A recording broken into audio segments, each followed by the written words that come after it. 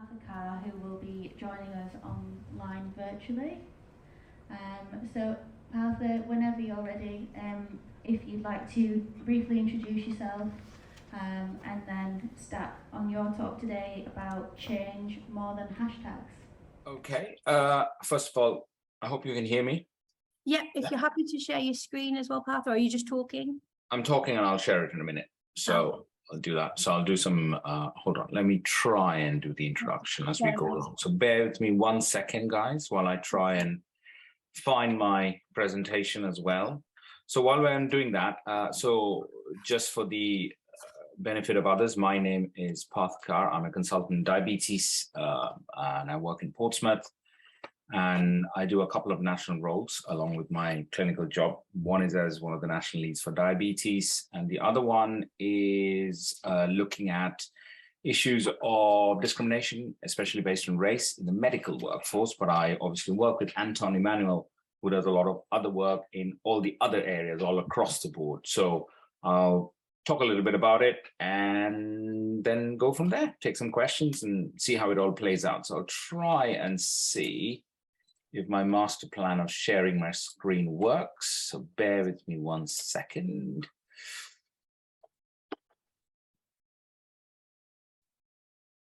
Let's see if this plan works. Share. Right, that should work. Yep, I think it does, hopefully. Perfect. We can see, thank you. So I'm just going to do a very brief chat about this. And I think, we know a lot of chatter is about, data, issues of race. You've got the chatter around it, which has been going on for years. There's obviously the added mixture of we have Rishi Sunak as a new prime minister, the impact of that and how, whether that's indicative of that everything is okay or whether it's indicative of your class mattering more than the color of your skin, who knows? There are lots of debates. But so just to give you some idea, there's been loads of data, as I mentioned. This was the first time, 2015 is when it came up, and then 2022. So every year, there's been a data set published for about 6 years on the trot, and in a very clear marker of NHS England and us losing, how shall I put it, finances, not having enough money. We have moved from having faces on our charts to having nothing, just clear, plain and blue. We can't afford having pictures anymore. So there's also this, which came out. This was specifically of the medical workforce. So, and I think the question I always have whenever I do this talk or show it to people, I always say that, so have you heard of it? I think that's the first question. And if you've heard of it, have you read about it? And if you read about it, did it surprise you? And if it did surprise you, what has been your reaction? And people are on different stages of this journey. Some people go, I've never heard of it in my life. Some people are like, yeah, I've read it, but hey, listen, what's so new? What's different? Did it surprise you? Some people would be, some people wouldn't be. And then what has been your reaction to it? Now, as I mentioned, I've been doing a national role in diabetes for 6-7 years, and we're very fortunate to be in a place where we are with diabetes, lots of good data, lots of good outcomes, etc., which isn't the case with race, for example. But one of the things that we do in diabetes is having a lot of data. And the purpose of data, in my view, is basically there's 4 phases. Show there's a problem. Let's take amputation. Show there's a problem. Then you go you consolidate that the problem continues to be an issue. It's not just a one-off data set. It's not a flash in the pan. Then you use that data to convince others there needs to be investment, there needs to be solutions, there needs to be dedicated workforce towards, etc. And then you track your progress to see if all your interventions are working. And at the moment, those of you may or may not be aware, amputation rates in the UK are one of the lowest in Europe. And if you look around all international data, we are actually one of the better performing countries across the globe. And that's happened because there's been a lot of workforce in it. There's been a lot of investment in it. There's been data tracking on it. Even now, we go into systems every few months, sit down, go through where they are, the minor amputation, major amputation. So that has an impact. The problem with, I think, the debate around race and all that is that it tends to be stuck around that number 2, number 3 position for years. You still have that phase where people go like, is it really a problem? Can you get some more data? And then you're working your way backwards, trying to convince others there needs to be a solution. So all you do end up, as you look from the res data, 2015 to 2021, it was 6-7 years worth of data. People have just published data. And what the data shows is the lack of much progress. And part of it is because there's no major interventions per se apart from the NHS strategy on this particular front has tended to be, listen, mate, we really need to do better, don't we? So let's just give each other a hug. And, we all believe that we're all good people. So surely you want to do better, right? Data would suggest that strategy probably doesn't work. So here we go. There's always 4 groups of people whenever you show data. And this is not just with racism, this is with sexism.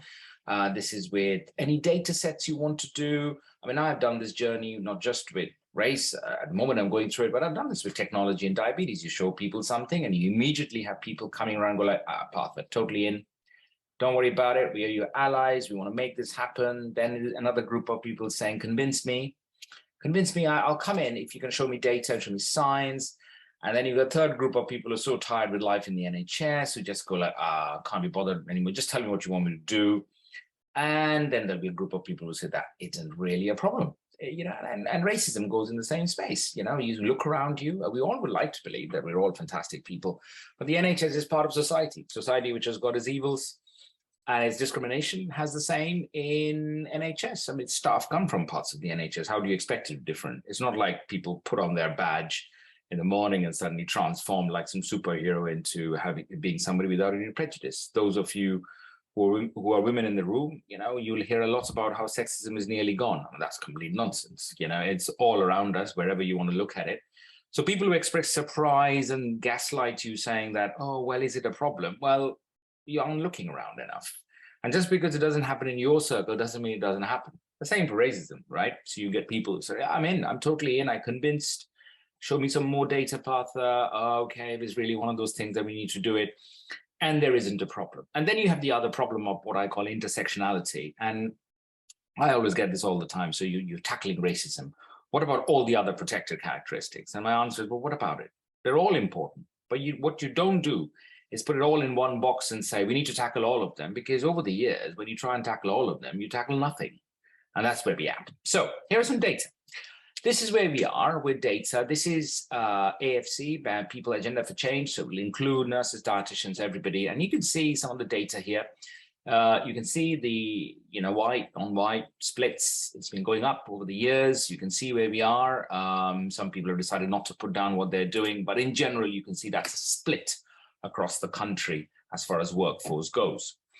Here is some interesting data, which I always love showing, is that so there's that, right? Percentage of people of different colors. And what is quite interesting to see is that as your band goes higher up, it tends to sort of split. Now, I've got 3 explanations for this, or I ask people. So one is you can see the sort of cohort of band 5, band 6, where there's a bit of a logjam, and then nobody quite progresses depending on the ethnicity.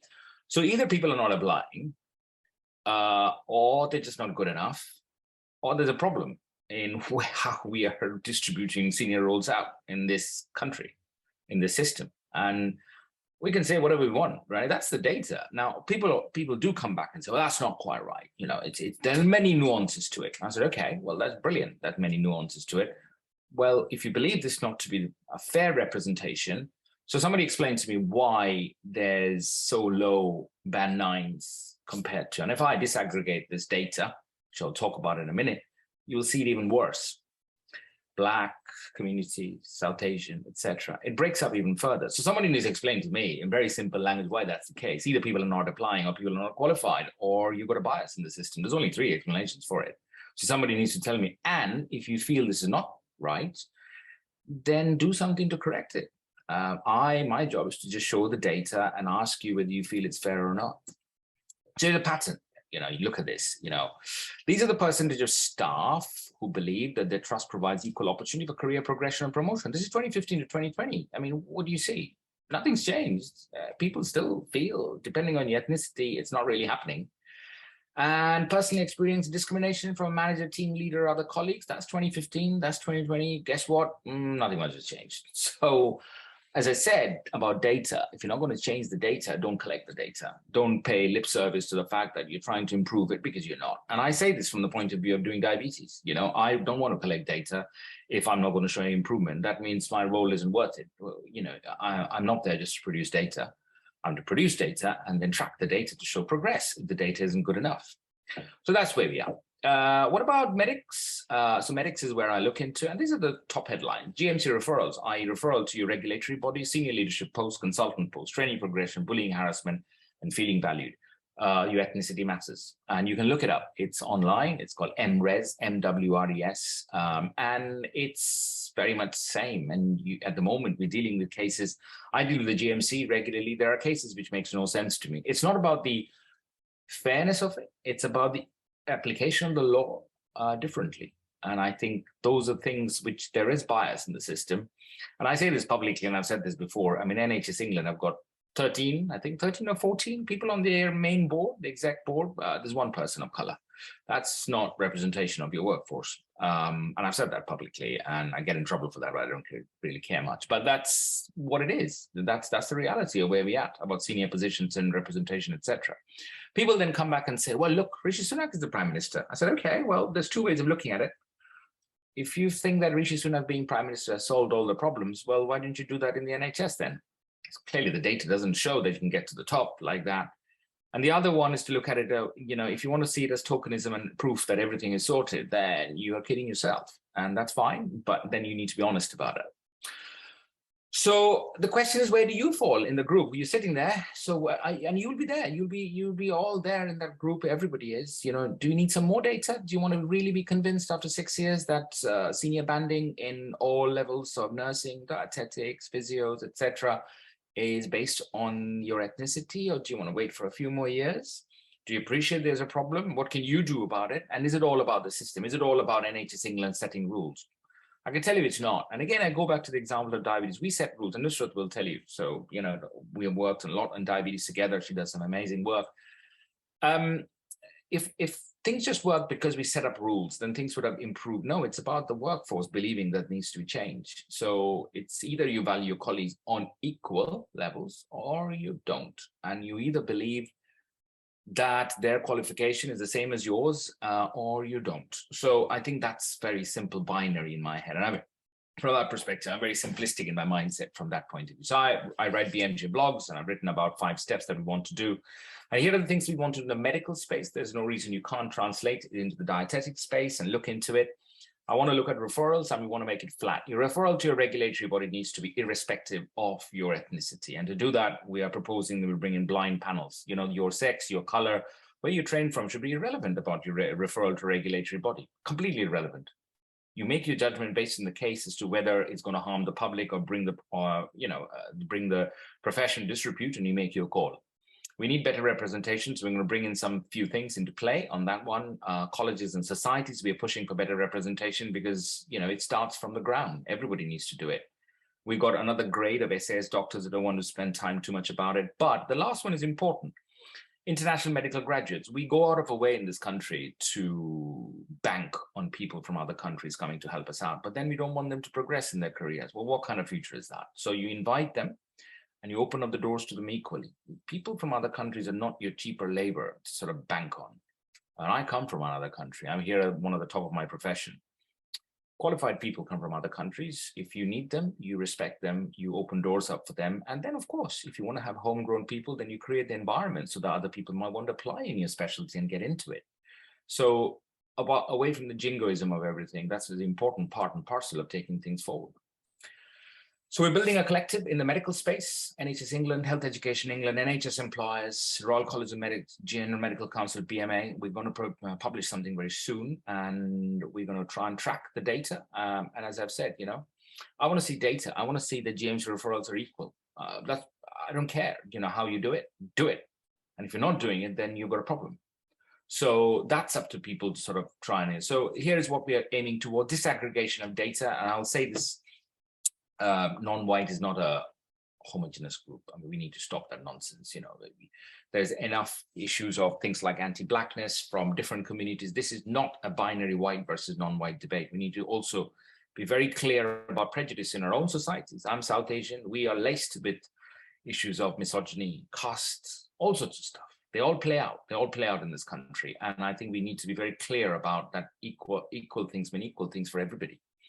Want to track the data by trust, system, and region. I led the GIRFT process. Some of you may be aware of it, getting it right first time. So we still do it. And I want to do that with all the data. I want to see what systems are doing. I want to see what principles you put in place so higher bands can be available to everybody. Have some accountability. If CQC are going to come, so I don't believe that if a trust has got data showing that you can't, your treatment of your staff is biased based on your ethnicity, I don't think that trust should have an outstanding rating or a good rating. I think they should be poor. I think that should be that's poor leadership, and the chief execs of those trusts should not be getting what's it called, OBEs and MBEs or HSG awards. I'm sorry, you're not doing your job. It's as straightforward as that, and that needs to be in the public domain. So, and those of you not aware of the work I do in diabetes, that's exactly how I operate. I mean, I put things up in the public domain, and if people are not getting the technology, people are not getting good care, you put your hand up and take responsibility for it.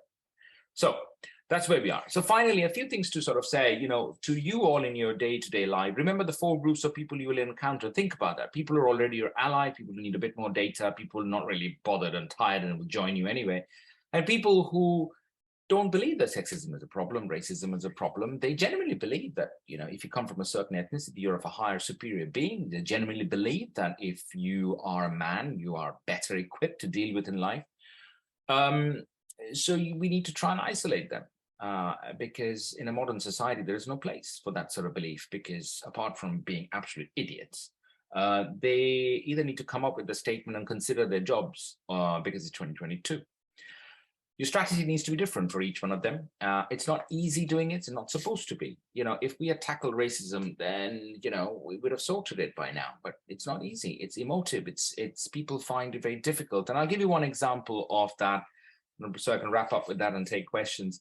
Recently, we showed that technology access in children, right? Diabetes. Everybody should have it. Everybody goes to a pediatric center and gets it, but a black child has got half the chance of a white child. Same department, half. It's not even decimal point half. You know.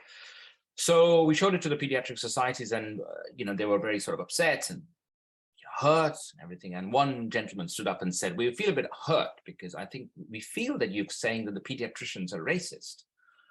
So I said, "No, I'm not. Not at this stage. I don't know what the reasons are, but the data is the data. But I tell you what, now that you've seen the data, if you haven't turned the data and made it equal in the next 2 years, tell me which word you want me to use it.